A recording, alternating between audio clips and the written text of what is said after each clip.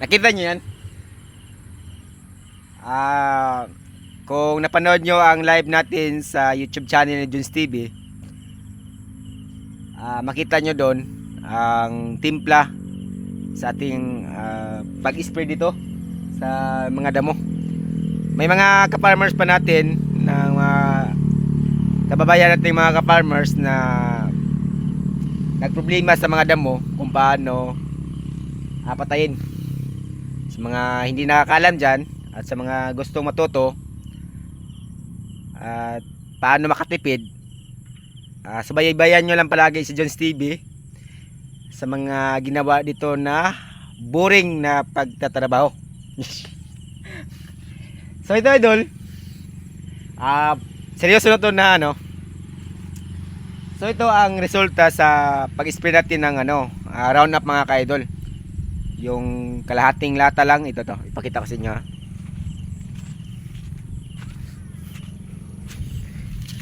Halimbawa ito idol. Ito ang mga sukatan natin sa pag-spray ng Roundup mga ka-idol. So sa isang 16 liter na tubig or 16 liter na sprayer sa ating tangke mga ka-idol, katumbas ng isang ganito na Roundup mga ka-idol. So syempre bilang isang ka-farmers, maghanap talaga tayo ng paraan kung paano makatipid sa pag-spray. Actually pwede naman tayo mag-spray ng isang lata, dalawang lata. Nasa atin lang naman ang solusyon kung doon ba tayo sa medyo mabilis pagpatay sa damo mga ka-idol. Base sa aking nakita, base sa aking observation, kung mag-spray tayo ng isang lata mga ka-idol ng Roundup 3 days, makita natin ang resulta. Pero kung gusto tayo makatipid at medyo matagal-tagal at pareho lang yun ang maging kalabasan mga ka-idol, subukan nyo lang po ang ganito ka dami sa pag-spray po ng Roundup. At after 8 days, ito talaga ang magiging resulta mga ka-idol. So dito, itong mga kalabasan na ito mga ka-idol, nung nag-spray tayo dyan ay may yan, may tanim na yan na kalabasa. So hindi na talaga problema kung paano patayin yung mga damo, di ba? Na buhay po yung mga tanim natin. So ang ginagawa ko dyan mga ka-idol, nung maliliit pa siya, mga 2 o 1 week o 2 weeks mga ka-idol, o 1 week mga ka-idol, maliliit pa to, tinatakpan lang natin yan ng sa dahon ng saging bago tayo nag-spray ng Roundup. So ito na po ang kalabasan mga ka-idol.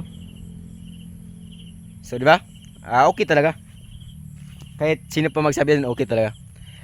At itong mga nilagay ko sa taas idol, yan po ang purpose natin bakit in-sprayan po natin yung damo. Ito ay kapitan po ng ampalaya. So itong ampalaya mga ka-idol, first time ko lang din po nagtanim ng ampalaya. So kita yan, napapunta doon. May mga tanim na yan. So base sa aking mga observation, hindi ko pa talaga alam kung ilan days ba bago siya tumubo yung mga tinatanim ko dito. Inaabangan ko lang po mga ka-idol. Sa mga baguhan dyan, siyempre kung baguhan tayo, mag-alala tayo kung mabubuhay ba to o hindi ba. Kasi mahal talaga yung ampalaya mga ka-idol. 10 piraso na seeds sa halagang 90 plus gata yun. Iwan ko kung ilan yun sa Shopee na bili ko idol. So mahal talaga yun. So siyempre maghinayang tayo kung mabubuhay ba to o hindi. So dahil baguhan tayo, pinag-obserbahan po natin ang bawat galaw natin mga ka-idol. Tama ba yun? At dito, itong mga kalabasa mga ka-idol. So itong kalabasa mga ka-idol, sa ngayon hindi ako mag-expect na matuloy to o hindi. Yung mga ganyan na daw. Yun. Hindi ko mag-speak idol matuloy to hindi kasi sa panahon natin ngayon, tag-ulan. Ito. Hindi na tayo may speak idol kahit hindi tayo gumamit ng ano, hindi tayo nagpulinit diyan. Pero hindi tayo mag-expect na mabubuhay yan o matuloy yung bunga. Kasi tubig idol, maulan. Kaya yon ang problema sa atin. Pag tag-ulan, wala tayong choices kundi hintay na lang po ang magiging resulta. So yan po ang update sa kalabasa natin dyan idol. Pagdating naman sa ano, sa okra mga ka-idol, ito na po. So kaya na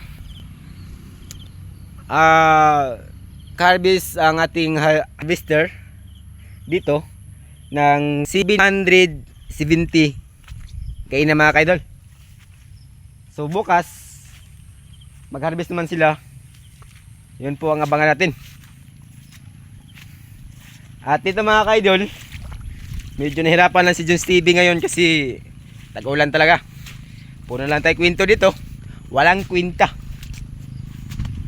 So may mga kalabasa rin tayo dito. Yan, no? Sayang talaga to kasi may mga tubig talaga. You know, yung mga ano, dami talaga sanang bunga idol.